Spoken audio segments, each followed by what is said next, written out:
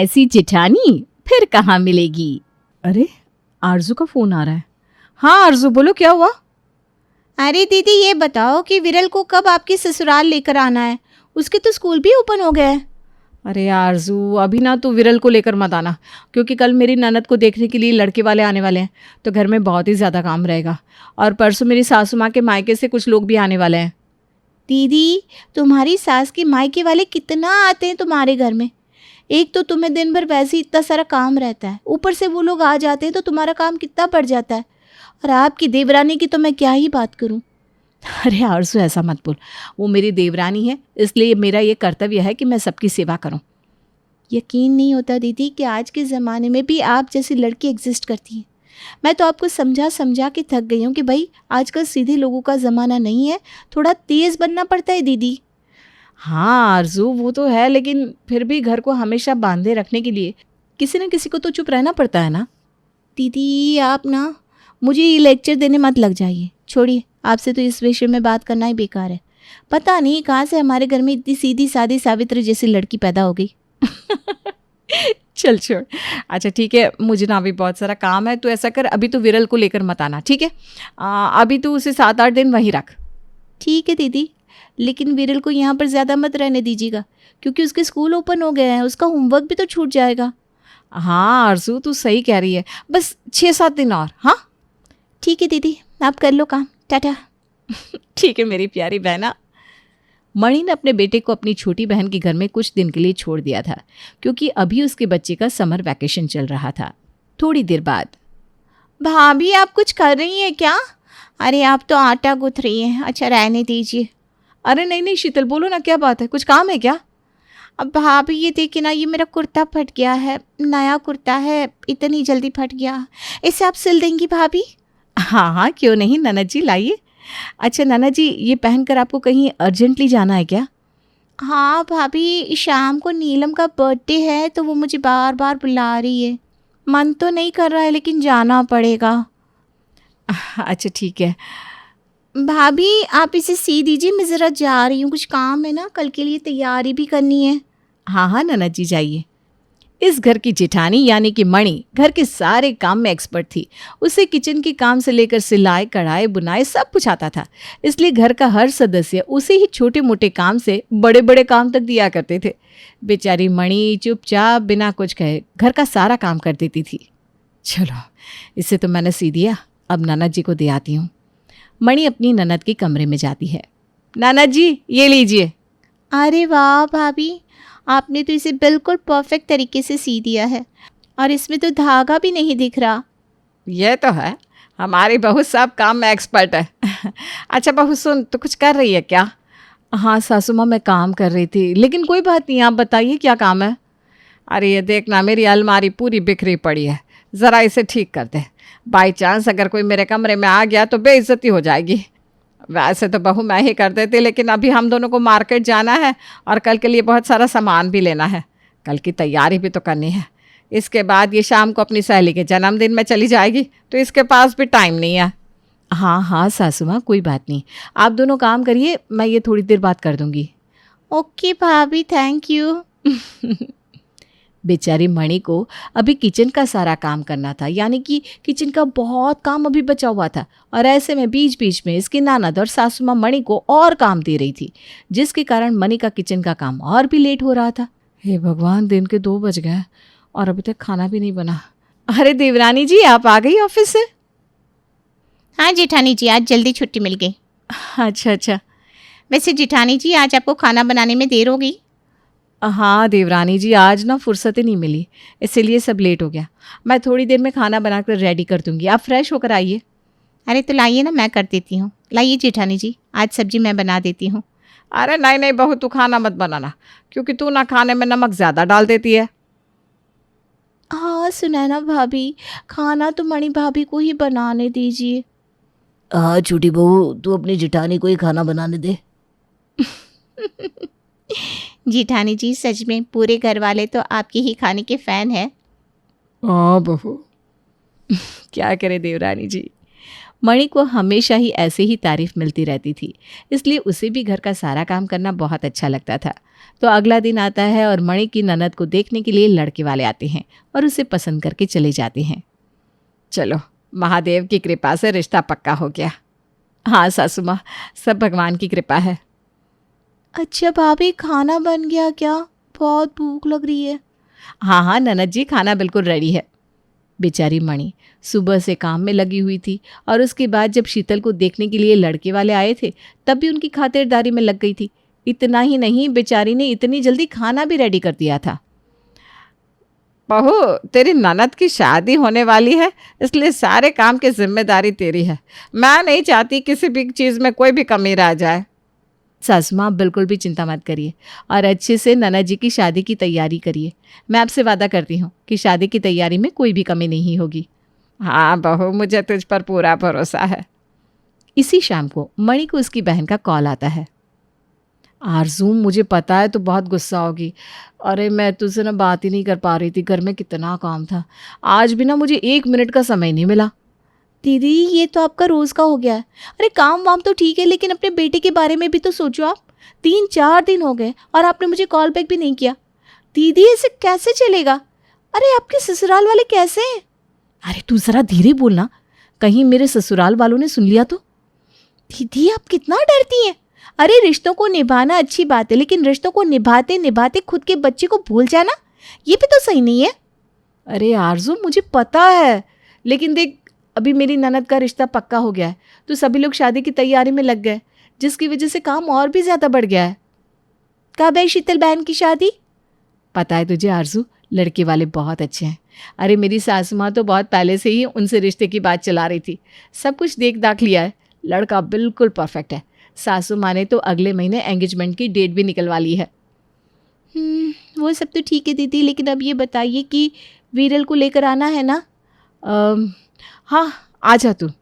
Okay दीदी, ठीक है, मैं फ़ोन रखती हूँ। मुझे विमल को नाश्ता देना है। अभी ना मैं चाउमीन बना रही हूँ, बस पक गया है। हाँ हाँ दीदी, अच्छा रखती हूँ, सासू माँ आ रही हैं। अगले दिन ज्वाला देवी के मायके से कुछ लोग आते हैं। बहू देख तो, मयंक को पास्ता खाने का मन कर रहा है, ज़रा पास्ता बनाना। जी सासू माँ। मणि बेचारी वैसे ही सुबह से खाना बना रही थी, घर की साफ सफाई कर रही थी और तो और मेहमान के आने पर उनकी खातिरदारी में लगी हुई थी। वहीं उसकी सासू माँ उससे एक्स्ट्रा डिश बनवा रही थी, बिना ये समझे कि उसकी बहू भी एक इंसान है। अरे वो भी तो थक चुकी होगी। मयंक बेटा, ये लो। Thank you. अरे मामी जी, क्या हुआ? कमर में दर्द हो रहा है क्या? आज ज्वाला सफ़र करके आए ना, तो कमर बहुत दर्द कर रहा है। अच्छा रुको। मणि बहू। जी माँ जी। अरे इनके कमर में बहुत दर्द हो रहा है, बेचारी इतना लंबा सफ़र करके आई है, ज़रा इनकी मालिश तो कर दे। अरे ज्वाला रहने दे, मैं मूव लगा लूँगी, बेचारी वैसे ही सुबह से काम में लगी हुई है। अरे नहीं नहीं, कोई बात नहीं, आप इतना लंबा सफ़र करके आई हैं, मालिश कर दूंगी तो आराम मिलेगा ना। अरे नहीं नहीं बहू। अरे नहीं, कर देती हूँ ना।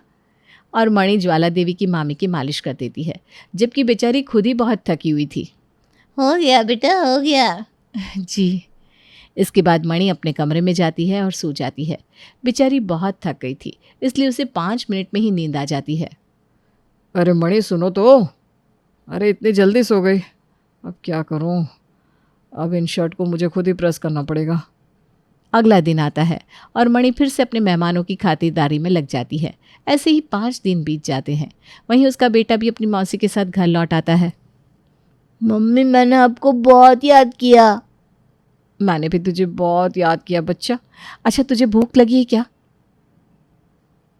सब अपने बेटे से ही पूछ लोगी या मुझसे भी पूछोगी?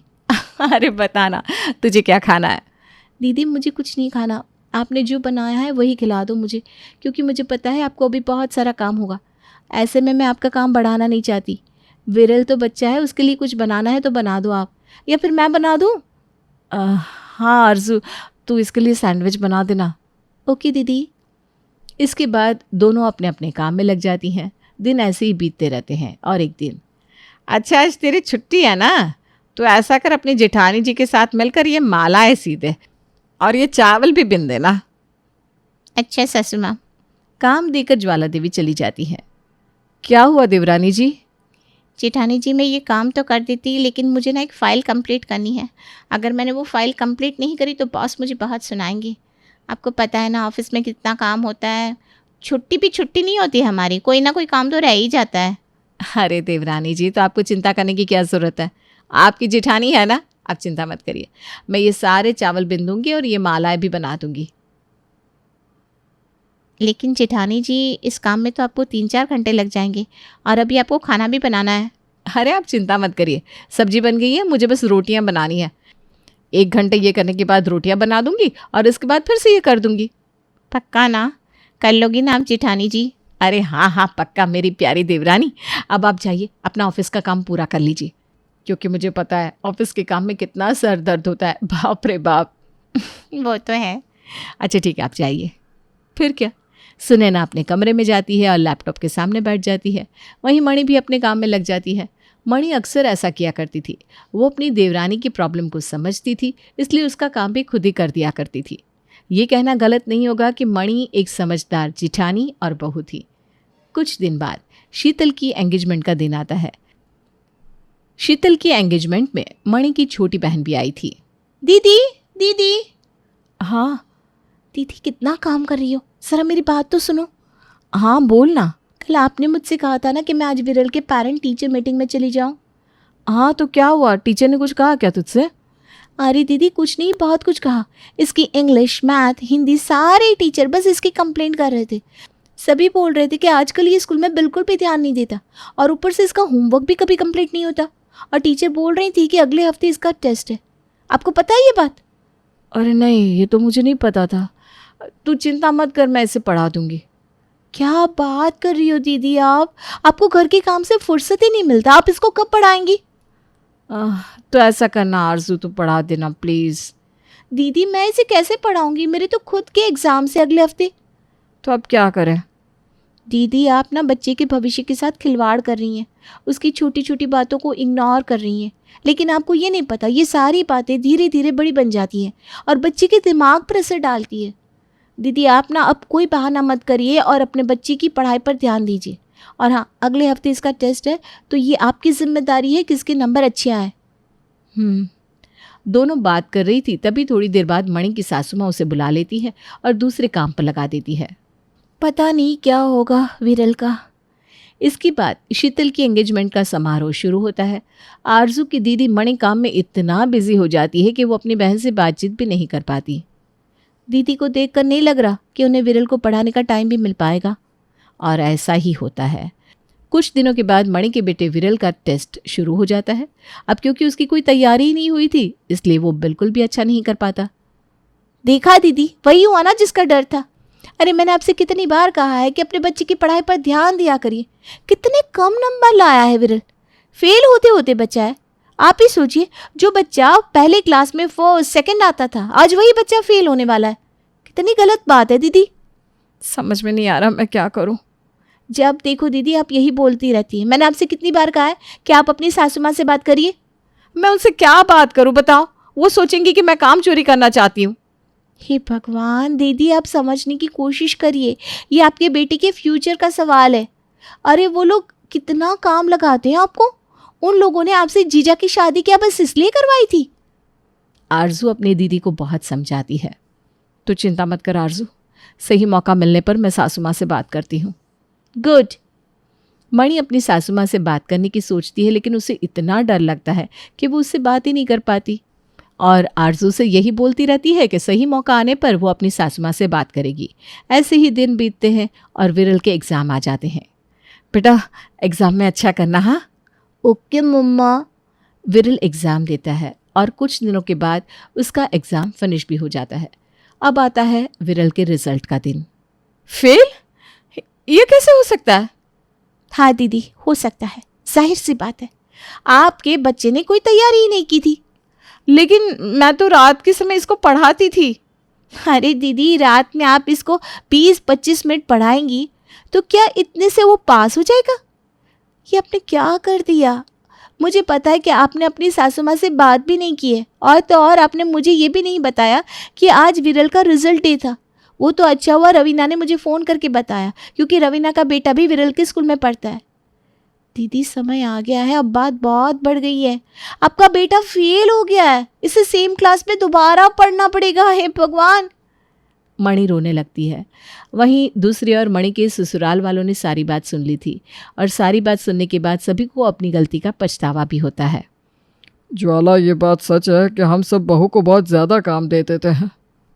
हाँ पापा जी, हम लोगों ने हमेशा बस अपने बारे में सोचा और कभी जेठानी जी से पूछा भी नहीं कि उन्हें आराम मिलता है कि नहीं। मणि, मुझे माफ़ कर दो, मैं भी अपने चक्कर में तुम्हें भूल ही गया था।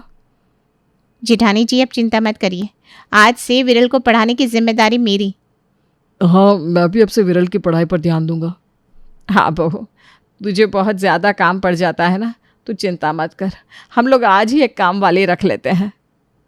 हाँ आंटी जी, ये बहुत अच्छी बात है। आप सभी का बहुत बहुत शुक्रिया। मणि के ससुराल वालों को समझ आ जाता है कि उन्हें भी अपनी बड़ी बहू का थोड़ा ख्याल रखना चाहिए, जैसे वो सबका रखती है।